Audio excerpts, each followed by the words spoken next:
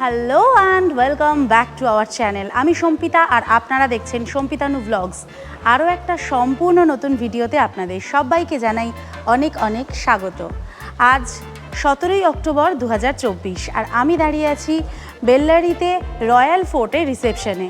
এখান থেকে আমরা চেক আউট করে ফেললাম। এখন সকাল 10:30 বাজে। আমরা এখান থেকে একটা অটো করে চলে যাব এখান থেকে 2 কিলোমিটার দূরে বেল্লারি বাস স্ট্যান্ডে, এবং সেখান থেকে বাসে করে আমরা চলে যাব হসপেটে। কারণ আজকে থেকে পরপর 4 দিন আমরা পুরো হাম্পি ঘুরিয়ে দেখাবো। হাম্পি ট্যুর প্ল্যানের সমস্ত ভিডিও এবং সমস্ত তথ্য আসতে চলেছে আমাদের এই সিরিজের ভিডিও পর্বগুলিতে। আজকের ভিডিওতে আমরা দেখাবো এখান থেকে হাম্পি অবধি জার্নি, এবং হাম্পিতে গিয়ে আমরা কোন হোটেলে চেক ইন করি, এবং সেই হোটেল হাম্পির যে সবথেকে পপুলার জনপ্রিয় যে স্পট আছে সেইখানের থেকে কত কাছে, অর্থাৎ হাম্পিতে গিয়ে আপনারা কোন জায়গায় থাকতে পারবেন, কোথায় খাওয়া দাওয়া করতে পারবেন, আজকের দিনটা আমরা কিভাবে কাটাবো, সেই সমস্ত ডিটেলস থাকছে আজকে আমাদের এই ভিডিওতে। তাই ভিডিওটা শেষ পর্যন্ত দেখতে থাকুন। আর আমাদের চ্যানেলে যদি নতুন হন আর এখনও চ্যানেলটা সাবস্ক্রাইব করে না থাকেন তাহলে এক্ষুনি সাবস্ক্রাইব করে বেল আইকনটা ক্লিক করে দেবেন। প্রতি শনিবার ঠিক বিকেল 4:30 আমাদের একটি করে নতুন ভিডিও আসে। তাহলে চলুন আর দেরি না করে শুরু করা যাক আজকে নতুন গল্প।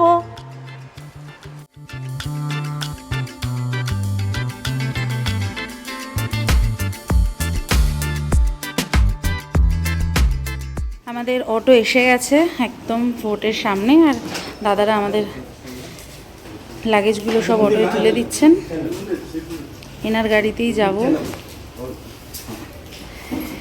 দাদা আপনার নাম क्या है? চন্দ্রশেখর। ও চন্দ্রশেখর দাদার সাথে যাব আমরা এখন KSRTC বাস স্ট্যান্ডে। কিতনা ভাড়া কিতনা है? 100 रुपीज़। ঠিক আছে, থ্যাংক ইউ।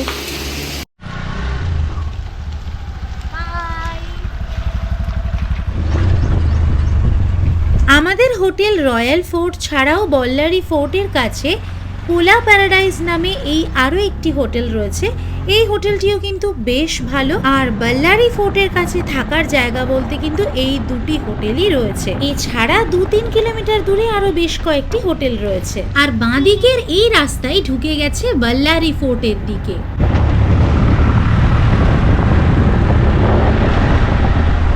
ভারতের ইতিহাসের এক অমূল্য সম্পদকে পিছনে ফেলে ভারত ইতিহাসের আর এক রত্ন সম্ভারে ডুব দিয়ে নানান মণিমাণিক্য খুঁজে আনতে চলেছি আমরা। তাই আজ উত্তেজনার পারদ কিন্তু এক্কেবারে তুঙ্গে।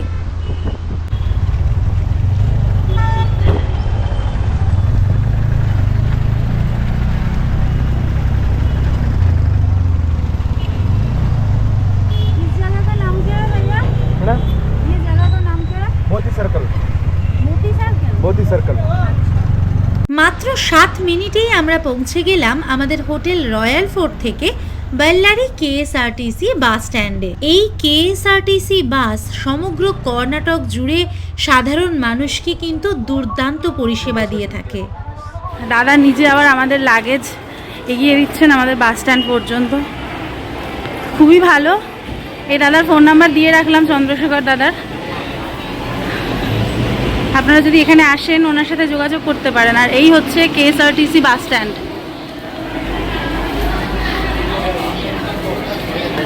ঠিক আছে ভাইয়া, thank you, bye bye bye. আমরা চলে এসেছি KSRTC বাস স্ট্যান্ডে, আর সেই KSRTC বাস স্ট্যান্ড যেখানে আমাদের কুর্গ এবং মাইসোরের প্রচুর স্মৃতি জড়িয়ে আছে। এটা যদিও বেল্লারিতে, এই জন্যেই আমরা এই বেল্লারি থেকে হসপেট যাওয়ার জার্নিটা বাসে রেখেছি, যে আমাদের এই বাস জার্নিগুলো এত ভালো লাগে। আর পুরো বাস স্টেশনটা যদি আপনারা দেখেন যথেষ্ট ডিসিপ্লিন, প্রত্যেকটা জায়গার বাস ছাড়ার নির্দিষ্ট জায়গা আছে, মানুষ সেখানে লাইন দিয়ে দাঁড়িয়ে আছেন, পরিষ্কার পরিচ্ছন্ন। এবং এই বাস স্ট্যান্ডটার স্পেশালিটি হচ্ছে এই বাস স্ট্যান্ড, মানে আমি যেখানে দাঁড়িয়ে আছি ঠিক এখান থেকে দাঁড়িয়ে বেল্লারি ফোর্টকেও কিন্তু পরিষ্কারভাবে দেখা যাচ্ছে।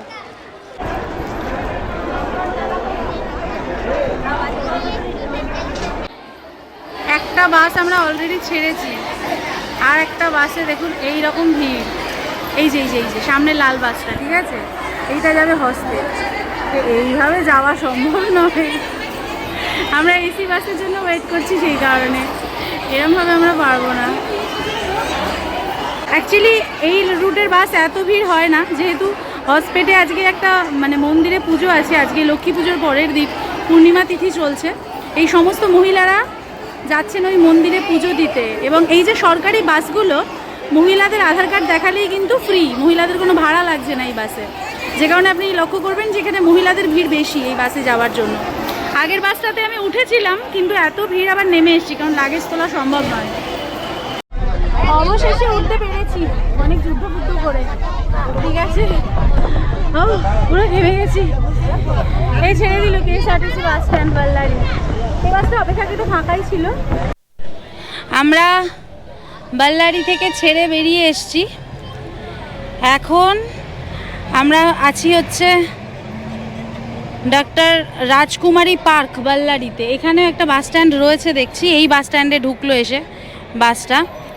আচ্ছা, এই বাল্লারি থেকে আর হসপিটালের দূরত্ব প্রায় 65 কিলোমিটার মতো। বাসে ঘন্টা দেড়েক সময় আমাদের লাগবে। যেটা বলছিলাম যে আমরা এসি বাসের জন্য ওয়েট করব, কিন্তু এসি বাস অনেকটাই দেরি হবে বললো, আধ ঘন্টা বাদে নেই, অনেকটাই দেরি হবে এবং কোনো নিশ্চয়তাও নেই যে আসবে কি আসবে না। সেজন্য আমরা রিস্ক নিলাম না। এই বাসটা একটুখানি হালকা ছিল, হালকা মোটামুটি যুদ্ধ করে আমরা পেয়ে গেছি এই বাসটা, তো সেজন্য আর রিস্ক নিয়ে এই বাসেই উঠে পড়েছি। হ্যাঁ, আচ্ছা, এইটা হচ্ছে বাল্লারি ওল্ড বাস স্ট্যান্ড, মানে আমরা বাল্লারি নিউ কেএসআরটিসি বাস স্ট্যান্ড থেকে ছেড়ে এই ওল্ড বাস স্ট্যান্ডে প্রথমে এলাম। এখান থেকেও বেশ কিছু প্যাসেঞ্জার উঠলেন এই বাসে। এখানে মিনিট 5 মতো দাঁড়িয়ে তারপরে এই ওল্ড বাস স্ট্যান্ড ছেড়ে এখন আমরা বেরিয়ে যাচ্ছি। নতুন যে কেএসআরটিসি বাস স্ট্যান্ড, তার থেকেই পুরানো বাস স্ট্যান্ডের দূরত্ব ওই 500 মিটার মতোই হবে।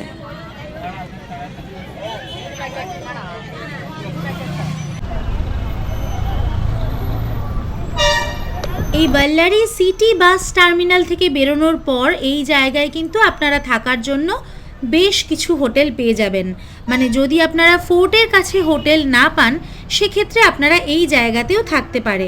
আর এখানে যেহেতু অটো সবসময় অ্যাভেলেবেল, খুব একটা অসুবিধা হবে না। এই যে জায়গাটা দিয়ে এখন আমরা যাচ্ছি, ডান দিকে রাস্তাটা কাপ্পাগাল রোডের দিকে চলে গেল, আর আমরা ন্যাশনাল হাইওয়ে 128 ধরে কনক দুর্গামা মন্দিরের পাশ থেকে, মানে আমাদের রাস্তার বাঁ দিকের ফুটপাথে রয়েছে কনক দুর্গামা মন্দির। খুবই ভিড়, এখানে দেখা যাবে না বোধহয়, তার পাশ থেকে যাচ্ছি। এই মন্দিরে যদি আপনারা এই বাস স্ট্যান্ডের কাছাকাছি কোনো হোটেলে থাকেন, তাহলে এসে পুজো দিতে পারেন বা মন্দির দর্শন করতে পারেন।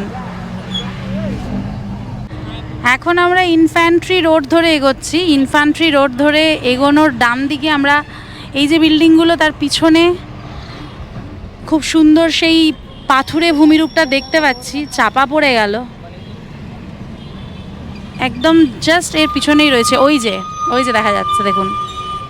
আচ্ছা, আমরা এখান থেকে যাত্রা শুরু করেছিলাম ওই প্রায় 12টা নাগাদ, এখন 12টা 20 হতে যায়। সবে 2 কিলোমিটারই এসেছি, কারণ খুব জ্যাম রয়েছে রাস্তায় এখানে। এই যে ডান দিকে দেখুন, এই ভূমিরূপটা জাস্ট দেখুন। এটা আমাদের হোটেল থেকে দেখা যাচ্ছিল এই জায়গাটা। টাটা বাল্লারি। এই যে কন্ডাক্টর দাদা, আমাদের টিকিট করলাম 61 টাকা করে পার হেড টিকিট পড়লো।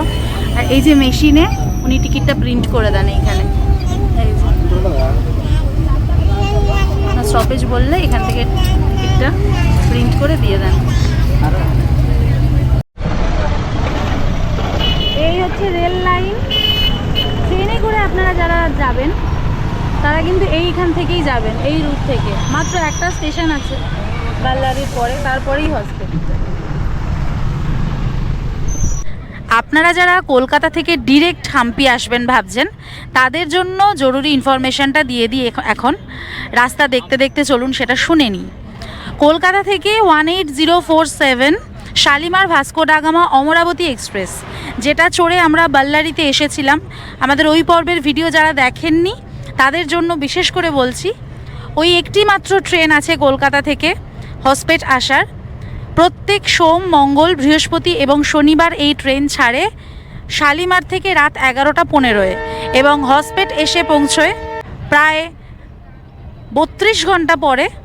1775 কিলোমিটার রাস্তা অতিক্রম করে সকাল 6টা 19, মানে তার পরের দিন সকাল 6টা 19 হসপিটালে আসার টাইম। হসপেট থেকে হাম্পির দূরত্ব মাত্র 13 কিলোমিটার। তাই ডিরেক্ট যারা কলকাতা থেকে আসবেন ওই অমরাবতী এক্সপ্রেস ধরে সোজা চলে আসবেন হসপেট স্টেশনে। ওখান থেকে অটো বা প্রাইভেট ক্যাব নিয়ে চলে যাবেন হাম্পিতে। তুঙ্গভদ্রা ক্যানেল ক্রস করছি আমরা, তুঙ্গভদ্রা ক্যানেল ক্রস করে এখন আমরা যাচ্ছি হসপেট রোডের ওপর দিয়ে। মানে হসপেট রোডটা কিছুক্ষণ আগেই শুরু হয়েছে, মাঝখানে এই তুঙ্গভদ্রা ক্যানেল ক্রস করলাম, করে আমরা তুঙ্গভদ্রার দিকেই যাচ্ছি। বৃষ্টি এসছে এখন, আবার ঝিরঝির করে বৃষ্টি পড়ছে। টেম্পারেচার কিন্তু খুব প্লিজেন্ট, 24-25 ডিগ্রি চলছে এখন, আর মেঘলা করে রয়েছে, রোদের কোনো বাড়াবাড়ি নেই, কোনো সমস্যা নেই। তবে একটাই দুঃখ যে বাল্লারি থেকেও আমরা সানসেট দেখতে পেলাম না, হাম্পিতে গিয়েও পাবো কিনা জানি না। বাট ওয়েদার কিন্তু ভীষণ মনোরম, খুব সুন্দর।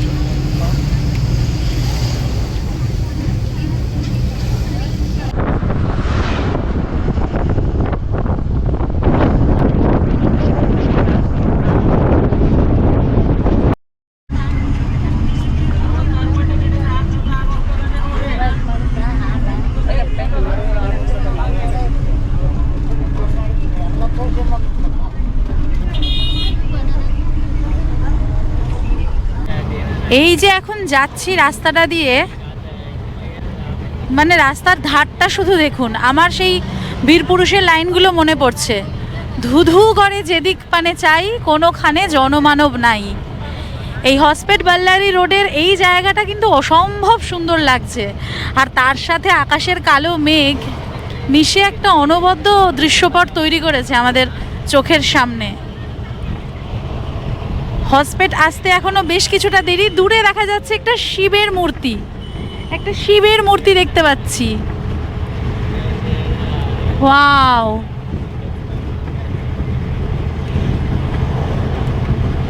অ্যাকোয়া ফান বলে কোনো একটা পার্ক টাইপের হতে পারে এখানে, সেইখানেই ওই শিবের মূর্তিটা করা রয়েছে। ওই যে দূরে,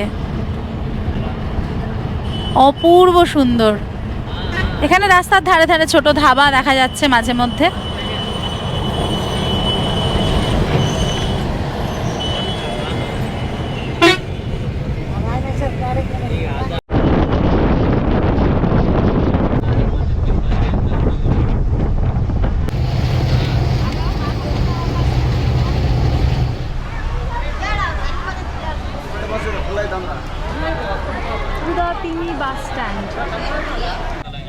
এই বাস স্ট্যান্ড ছেড়ে দিল আমাদের, মিনিট 5 মতোই দাঁড়ালো। আর এই কুদাদিনী বাস স্ট্যান্ড ছিল আমাদের আজকের সেকেন্ড হল্ট। ইতিমধ্যে বৃষ্টি এসছে বেশ জোরে, সেজন্য জানলাটা বন্ধ করে দিতে হবে, নাহলে ভিজে যাচ্ছে প্যান্ট, খোলাই যাবে না, প্রচণ্ড জোরে ঝাপটা হচ্ছে, মুষলধারে নেমেছে একেবারে। বৃষ্টিটা দেখছি এবছর হচ্ছে এখানে, এই সময়ে সাধারণত বৃষ্টি হয় না, তবে হয়তো বৃষ্টি হচ্ছে বলেই টেম্পারেচারটাও কম।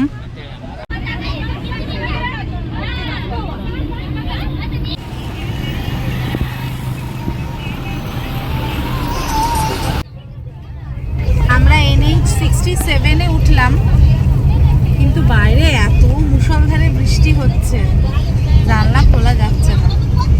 দিয়ে যাবো তাহলে, জানলাটা এখানে লকটা ভালোই আছে, বন্ধ করে রেখেছি।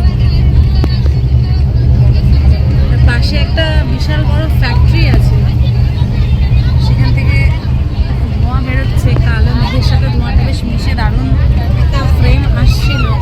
কিন্তু এত এখানে বৃষ্টি হচ্ছে, তাও একবার দেখছি চেষ্টা করে যদি হয়।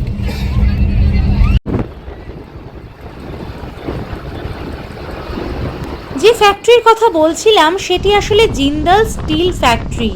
আর এই ফ্যাক্টরির বড় বড় গাড়ি চলার জন্য এইখানে রাস্তার অবস্থা কিন্তু বেশ খারাপ। হঠাৎ করে ল্যান্ডস্কেপের কীরকম পরিবর্তন হলো একবার দেখলেন? আর এই যে প্রকৃতির রূপ, সবুজ পাহাড় আর তার ঠিক মাথায় ঘন কালো মেঘ, এই রূপ দেখা কিন্তু একমাত্র বর্ষাতেই সম্ভব। যদিও আমরা বর্ষাকালে আসিনি, কিন্তু তাও এই একটা অন্যরকম রূপ আপনাদের দেখাতে পারলাম। তোরাঙ্গাল্লু বাজার ছেড়ে আমরা বেরোচ্ছি। এই জায়গায় রাস্তার অবস্থা কিন্তু একটু খারাপই আছে, জায়গায় জায়গায় জল জমেছে প্রচুর, পাথুরে লাল মাটি এখানে। আমাদের হসপিটাল পৌঁছতে আরও প্রায় 45 মিনিট থেকে 1 ঘন্টা মতন সময় লাগবে। 34 কিলোমিটার বাকি।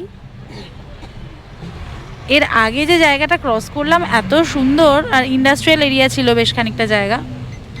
এখানটায় আবার বাড়িঘর রয়েছে, বেশ একটু কনজেস্টেড এই জায়গাটা।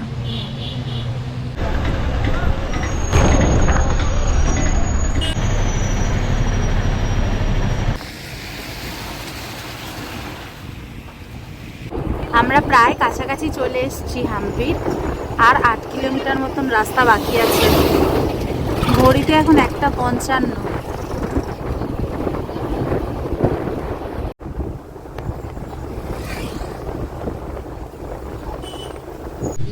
হসপিটাল বাজার ছেড়ে আমরা হসপিটাল বাস স্ট্যান্ডের দিকে যাচ্ছি। আর 1.5 কিলোমিটার রাস্তা এখান থেকে বাকি। আর হসপিটাল ঢোকার মুখেই আবার বৃষ্টিটা নেমেছে। আমরা নামার সময় যদি বৃষ্টি আসে না, মানে জোরে, মুশকিলে পড়ে যাব। হসপিটাল বাস স্ট্যান্ডে আমাদের অটো দাঁড়িয়ে আছে, মানে হাম্পিতে আমাদের যে গেস্ট হাউসটা বুক করা, সেখান থেকে অটো পাঠিয়ে দিয়েছেন ওনারা। একবার অটোতে গিয়ে উঠে পড়লে আর কোনো চিন্তা নেই। একটা মসজিদ রয়েছে ডান দিকে, বেশ বড় একটা মসজিদ দেখতে পাচ্ছি। গতকাল লক্ষ্মী পুজো ছিল, আজকে এইখানে মনে হয় ওই লক্ষ্মী পুজো উপলক্ষেই কোনো পূজা হয়েছে, তার প্যান্ডেলের গেট এইখানে। হসপিটাল কেএসআরটিসি বাস স্ট্যান্ডে আমাদের বাস চলে এলো। বেশ বড় বাস স্ট্যান্ডটা, কিন্তু বৃষ্টি হচ্ছে, এই এক মুশকিল যে এতগুলো লাগেজ নিয়ে আমরা নামবো কিভাবে। বাস স্ট্যান্ডে ভিড় তো প্রচুর। এখানে পুরো বাস খালি হয়ে যাবে, সবাই নামছে এইখানে।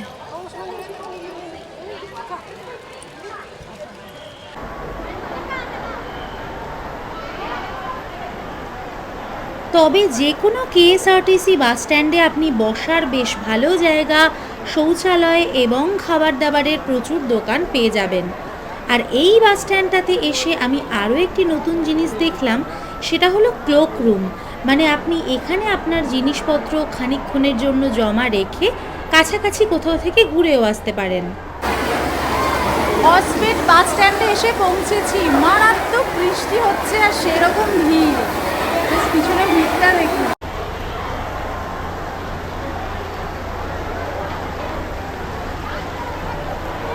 বাস স্ট্যান্ড থেকে বেরিয়ে ডান দিকে তাকালে ওই যে দেখা যাচ্ছে হসপিটাল রেলওয়ে স্টেশন।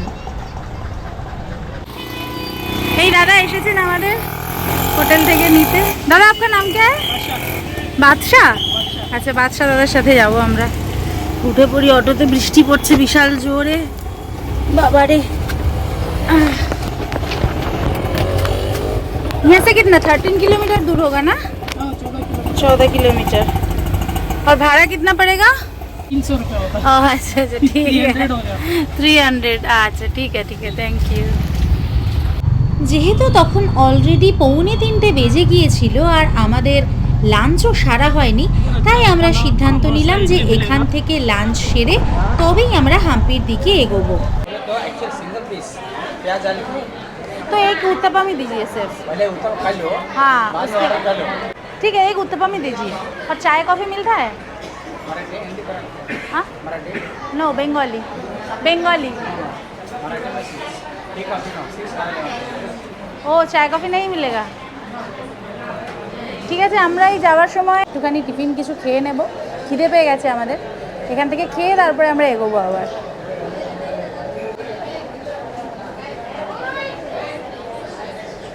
এই হোটেলটি কিন্তু বেশ জমজমাট ছিল।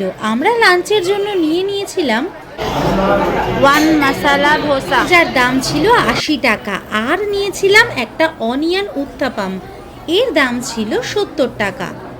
লাঞ্চ করে উঠে আমরা এখানে দেখলাম যে অ্যাভোকাডো জুস আছে। ফ্রেশ অ্যাভোকাডো থেকে একদম এই জুসটা বানিয়ে দিলেন এবং এটার দাম 100 টাকা। এবং এই অ্যাভোকাডো জুসের মানে প্রেমে আমরা পড়েছিলাম কোদাইকানালে গিয়ে।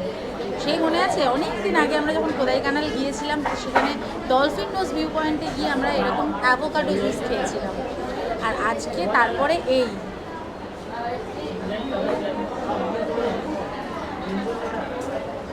অপূর্ব সুন্দর, অপূর্ব ভালো। মানে কি বলবো, আপনারা যদি এখানে আসেন এটা মাস্ট ট্রাই করবেন। একদম ফ্রেশ অ্যাভোকাডো থেকেই কিন্তু বানিয়ে দিয়েছে সবে, কোনো ফ্লেভার টেভার কিচ্ছু দেওয়া নেই। দারুণ খেতে।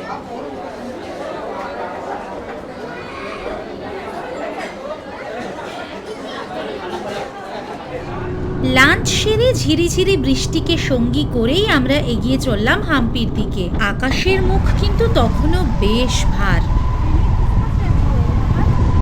कौन से गांव से आए? ও ওয়েস্ট বেঙ্গল, কলকাতা। বাংলা জানেন আপনি?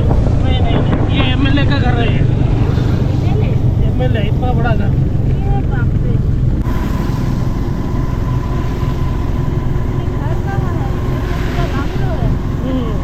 बड़ा, बहुत बड़ा है। ये तुंगाभद्रा का कैनल है, पानी का।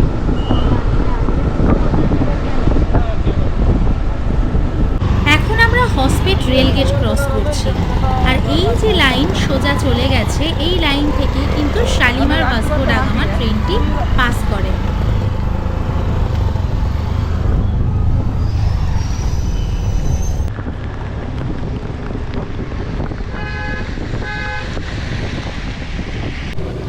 দেখুন, বল্লারি থেকে যখন আমরা হসপিটাল অবধি এলাম, ওইখানে রাস্তার অবস্থা তো দেখিয়েইছি, মাঝে মাঝে খুব খারাপ ছিল। তার কারণ হচ্ছে মাঝখানে যে জিন্দাল স্টিল ফ্যাক্টরি ছিল যেটা দেখালাম, ওই ফ্যাক্টরির গাড়ি চলাচলের কারণে রাস্তার ওই রকম অবস্থা হয়েছে। কিন্তু হসপিটালে একবার চলে আসার পর হসপিটাল থেকে এই হাম্পি পর্যন্ত এই যে 13-14 কিলোমিটার রাস্তা, এই রাস্তাটা কিন্তু ভীষণ সুন্দর, ভীষণ স্মুথ, এবং এই রাস্তায় বাইরের কোনো ট্রাক ঢুকতে দেওয়া হয় না।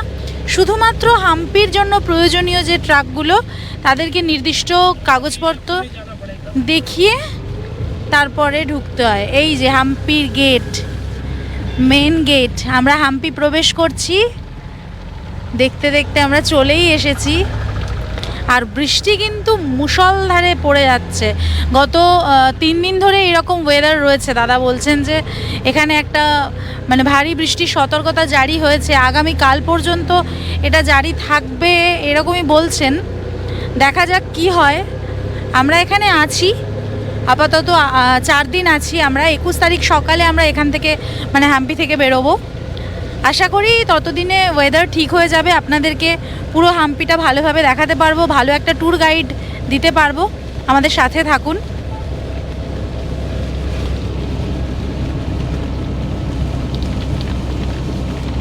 হাম্পির যে মেন গেটে আমরা ঢুকলাম, সেখান থেকে সোজা যে রাস্তাটা চলে গেল ডান দিকে, ওই রাস্তা কিন্তু হায়দ্রাবাদ অবধি গেছে। আর ওই দিক থেকেও হাম্পিতে ঢোকার একটা রাস্তা রয়েছে। আর এই যে আমরা রাস্তা দিয়ে ঢুকলাম, এই রাস্তা দিয়েও যাওয়া যায়, মানে হাম্পিতে ঢোকার 2টো রাস্তা রয়েছে। আর এদিকে বৃষ্টি তো উত্তরোত্তর বাড়ছে, তার সাথে ভয়ের কারণ হচ্ছে মারাত্মক বজ্রবিদ্যুৎ চমকাচ্ছে, বজ্রপাত খুব জোরে জোরে হচ্ছে। মানে এখন আমরা চাইছি যত তাড়াতাড়ি সম্ভব গিয়ে আমাদের গেস্ট হাউসে চেক ইন করতে, সেটাই এখন আমাদের মানে মেন প্রায়োরিটি। সেফলি আমরা চেক ইন করে যাই, কারণ হাম্পি ঘোরার জন্য আমাদের হাতে এনাফ টাইম রয়েছে। তবে একটা জিনিস মনেই হচ্ছে না যে আমরা আজকে অক্টোবর মাসে 17 তারিখে এসেছি, মনে হচ্ছে মানে জুলাই আগস্ট মাসে একদম ভরা বর্ষায় এসেছি। আমাদের দাদা বলছিলেন এই বছর বৃষ্টিটা অতিরিক্ত হচ্ছে, কোনো বছর এত বৃষ্টি হয় না। যাই হোক, প্রকৃতির ওপরে তো আর আমাদের কারোর হাত নেই।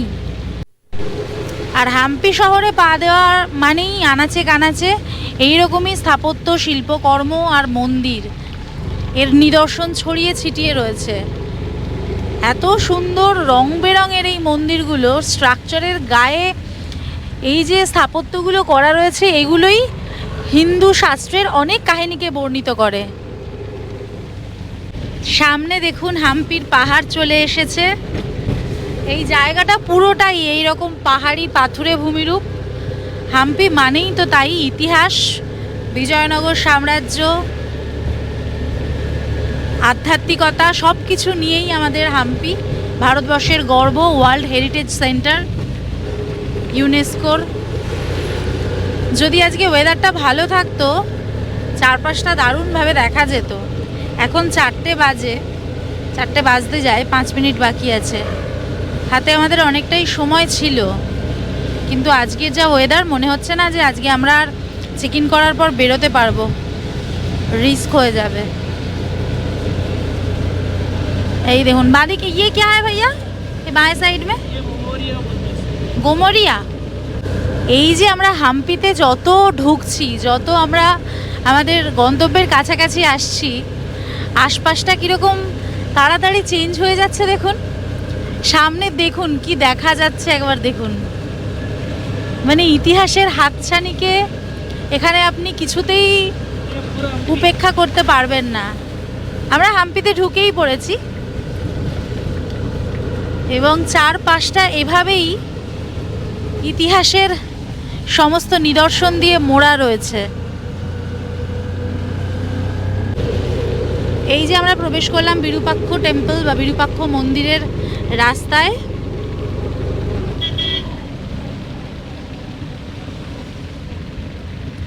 কি অদ্ভুত এই শহর, আমি দেখছি শুধু,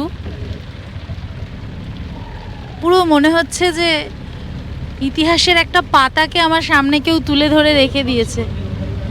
বিরূপাক্ষ মন্দিরের ওই যে চূড়া দেখা যাচ্ছে। পাহাড় কেটেই এই রাস্তাটা বানানো হয়েছে, যে রাস্তা দিয়ে আমরা যাচ্ছি এখন। আচ্ছা, আমরা বিরূপাক্ষ মন্দিরের পার্কিং ছেড়ে ভিতরে চলে এলাম। এখানে অন্যান্য গাড়িকে কিন্তু অ্যাক্সেস দেওয়া হয় না। আমাদের গেস্ট হাউস যেহেতু এই চত্বরের মধ্যেই, সেই কারণে আমরা চলে এলাম ভেতরে।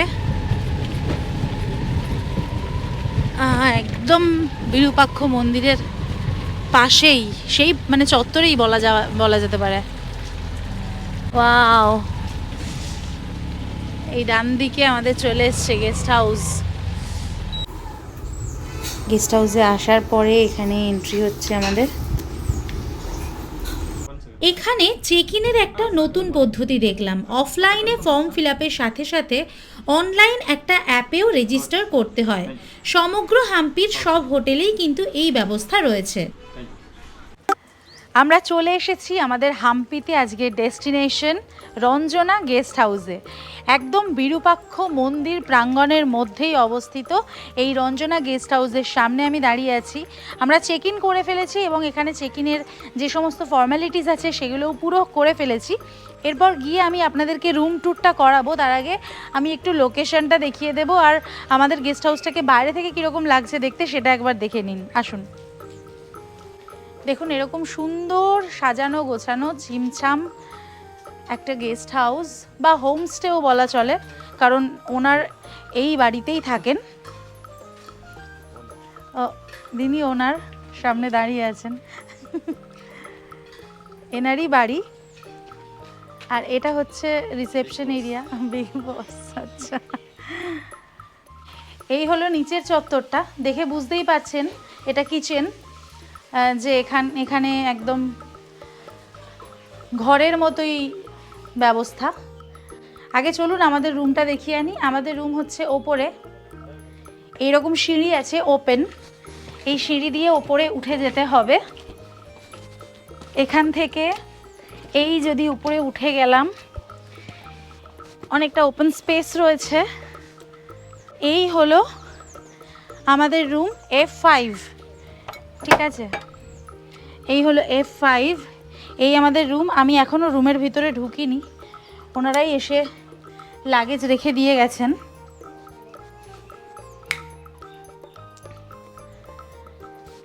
দেখুন এই হলো রুম। বাহ, বেশ বড় বিছানা, কম্বল দিয়েছেন।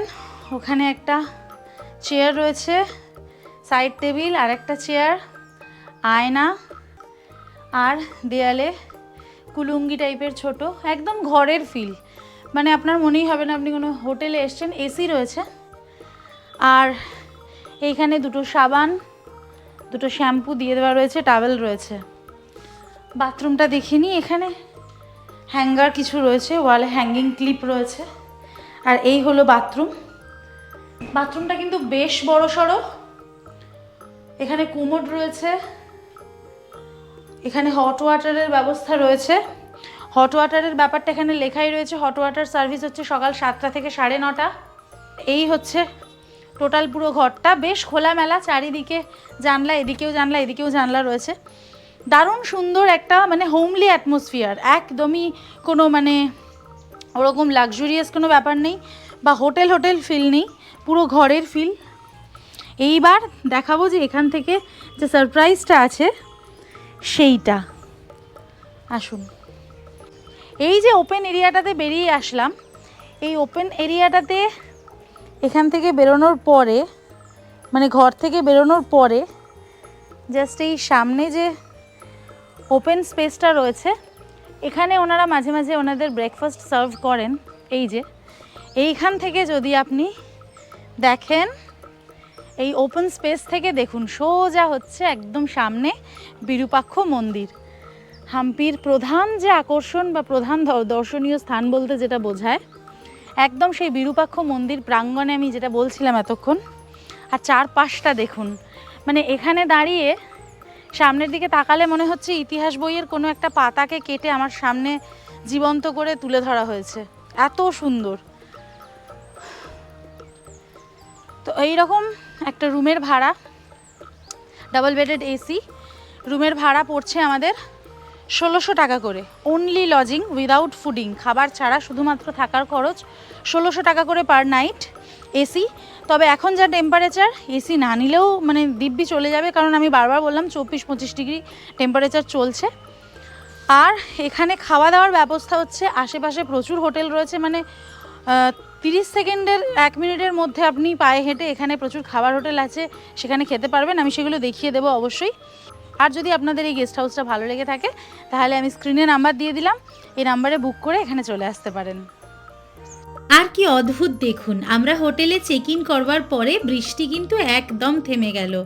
আর ঠিক এই জায়গায় দাঁড়িয়ে আমার চোখের সামনে দেখতে পাচ্ছি সেই তৎকালীন হাম্পির সোনা চাঁদি বাজার আর তার পাশে বিরূপাক্ষ মন্দির। প্রথম দর্শনেই হাম্পির প্রেমে পড়তে বাধ্য হলাম। তাই আর সময় নষ্ট না করে হাম্পির এই প্রধান আকর্ষণকে একটু ছুঁয়ে আসতে ঝটপট বেরিয়ে পড়লাম। আমাদের গেস্ট হাউস থেকে কয়েক পা এগোতেই চলে এলাম বিরূপাক্ষ মন্দিরের একেবারে সামনে।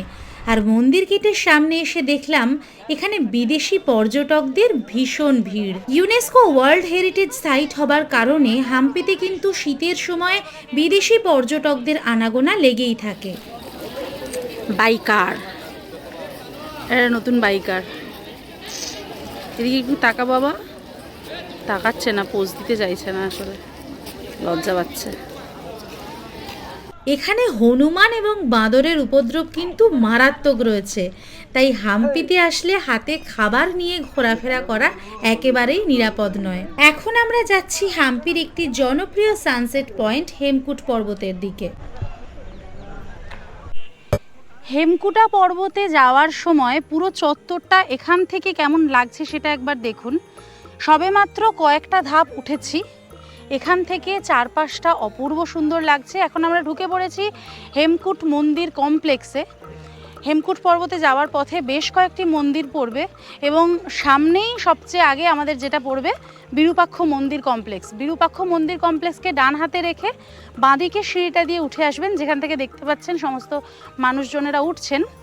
ওই সিঁড়ি দিয়ে আস্তে আস্তে আপনাকে এখানকার অন্যতম আকর্ষণীয় একটি সানসেট পয়েন্ট হেমকুট পর্বতের দিকে যেতে হবে। এখন আমরা হেমকুট পর্বতের দিকে যাচ্ছি এবং যাওয়ার পথে মাঝে মাঝেই কিন্তু এরকম ভগ্নপ্রায় কিছু মন্দির পড়বে। এবং হাম্পিতে এসেও যে কথাটা আমার বারবার মনে হচ্ছে, এখানেও কিন্তু রক্ষণাবেক্ষণের চূড়ান্ত অভাব রয়েছে।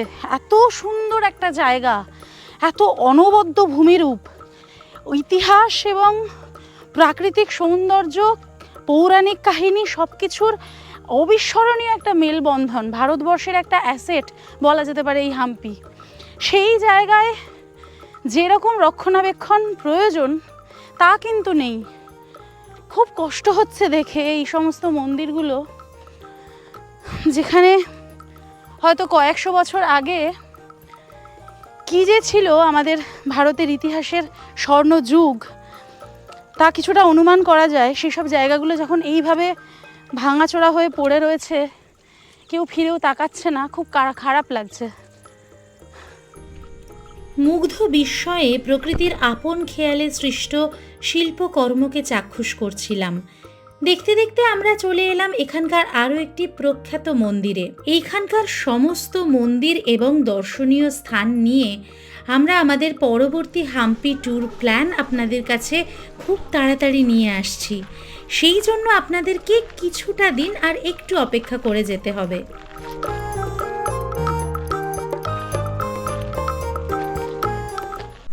এখন আমরা হেমকুটা পর্বতের মাথায় উঠছি।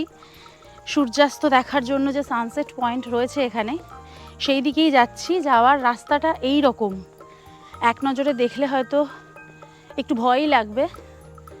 বেশ স্লোপিং রয়েছে, 30 ডিগ্রি থেকে 45 ডিগ্রি মতো অ্যাঙ্গেলে স্লোপিং রয়েছে, বাট খাঁজ রয়েছে ভালো, সুতরাং ভয় পাওয়ার কোনো কারণ নেই। আস্তে আস্তে উঠে যাওয়াই যাবে।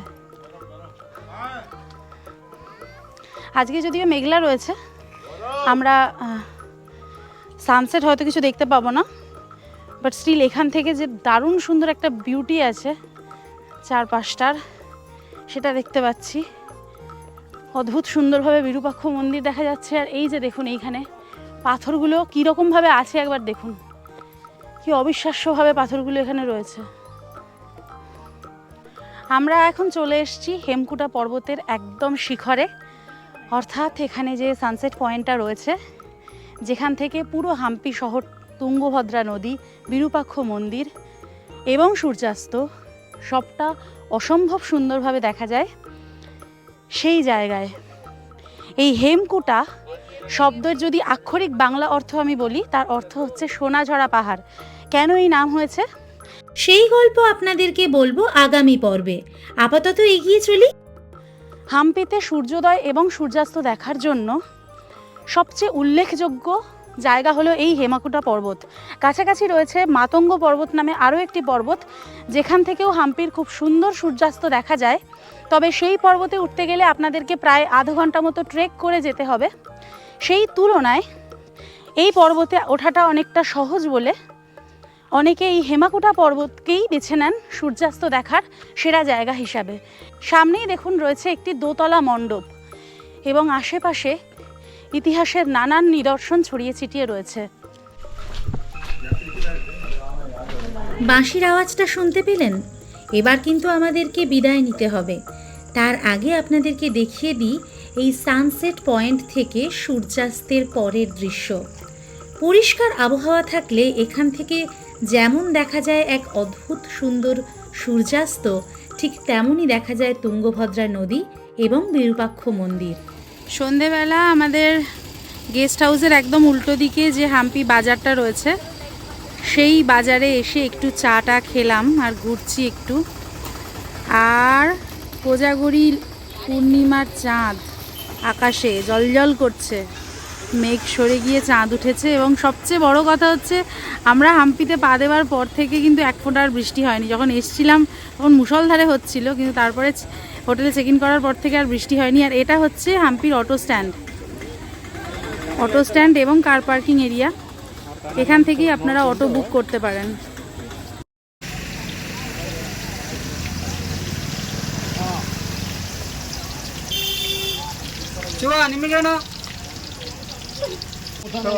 হাম্পি স্পেশাল হাম্পি স্পেশাল লঙ্কা চপ, সাথে মুড়িও রয়েছে। আমি আর মুড়ি কিনিনি, 5 টাকা করে পিস। গরম গরম, ভালো হলো। কলকাতা, হ্যাঁ ফ্রম কলকাতা। দারুণ। কোজাগরি পূর্ণিমার চাঁদ উঠেছে আকাশে, আর সেই পূর্ণিমার জ্যোৎস্নাতে হাম্পিকে দেখতে এই রকম লাগছে।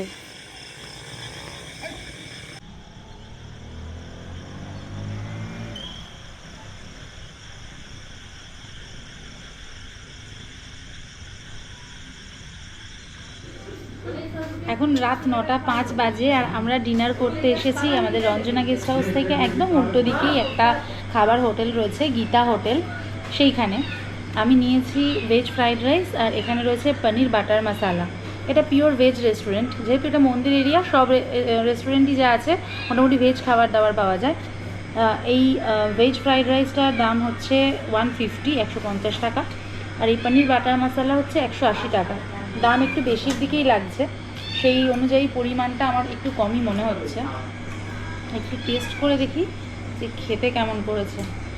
পনির বাটার মশলা, এই যেখানে বাটার দিয়েছে অনেকটা, দেখতে পাচ্ছি বাটারের ভালো গন্ধও বেরোচ্ছে। টেস্ট ঠিকঠাক, বিশাল আমল কিছু না, খারাপও না, চলে যাবে, কিন্তু দামটা আমার একটু বেশি লাগছে। এই ডিনার দিয়েই আমাদের আজকের গল্প শেষ করলাম। আগামীকাল থেকে বা আগামী পর্ব থেকে শুরু হবে আমাদের হাম্পি এক্সপ্লোরেশন, তাই আমাদের সাথে থাকুন, আমাদের পাশে থাকুন। খাওয়া দাওয়ার পর মন্দিরের সামনে এসে দেখলাম বিরূপাক্ষ মন্দিরের প্রথম গোপুরামটি খোলা রয়েছে। গর্ভগৃহের বাইরে মন্দিরের এই চত্বরে প্রচুর পুণ্যার্থী এসে রাত্রি যাপনের প্রস্তুতি নিচ্ছিলেন পরদিন সকাল সকাল পুজো দেবার জন্যে। আমাদের আজকের ভিডিওটা যদি ভালো লেগে থাকে তাহলে অবশ্যই ভিডিওটা লাইক করবেন, কমেন্টের মাধ্যমে আপনাদের মূল্যবান মতামত আমাদেরকে জানাবেন, শেয়ার করে নেবেন সকলের সাথে, আর অবশ্যই অবশ্যই অবশ্যই সাবস্ক্রাইব করতে ভুলবেন না সম্পিতানু ব্লগস অন ইউটিউব। প্রতি শনিবার ঠিক বিকেল 4:30 আমাদের একটি করে নতুন ভিডিও নিয়ে আমরা থাকি আপনাদের অপেক্ষায়, তাই আমাদের সাথে থাকুন, আমাদের পাশে থাকুন। পুরো হাম্পিকে এক্সপ্লোর করা নিয়ে সেই সমস্ত এক্সাইটিং ভিডিও নিয়ে আমরা আসছি। দেখা হচ্ছে খুব তাড়াতাড়ি আপনাদের সকলের সাথে। Till then take care and bye by.